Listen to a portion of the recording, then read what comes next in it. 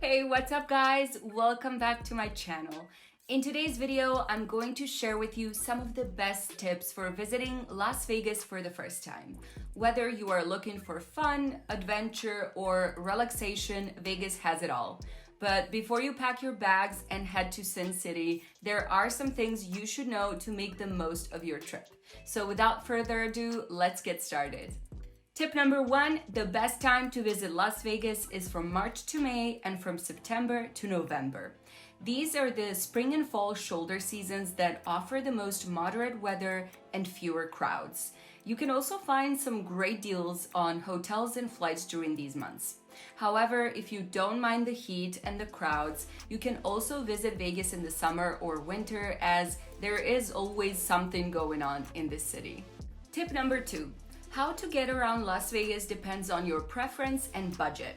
You can walk, take the monorail, free or paid, ride a bus, use a rideshare app or a taxi, or even rent a limousine. However, keep in mind that distances are bigger than they look at first sight, and it can take a long time to cross the side streets. So plan ahead and allow enough time to get from one place to another. Tip number three. Where to stay in Las Vegas is a matter of personal choice, but you should consider the location, the amenities, the resort fees, and the reviews of other travelers. You can find hotels for every budget and taste, from luxury resorts to budget motels. However, don't go for the cheapest hotel, as you might end up disappointed or in a bad neighborhood. My personal recommendation is to stay on or near the Strip, as this is where most of the action is. Tip number four, where to eat in Las Vegas is another question that has no definitive answer. You can find all kinds of cuisines and dining options in Vegas, from fine dining to cheap eats, from celebrity chefs to buffets. You can also use apps like Yelp or TripAdvisor to find the best restaurants near you, or check out some of the recommendations from other travelers.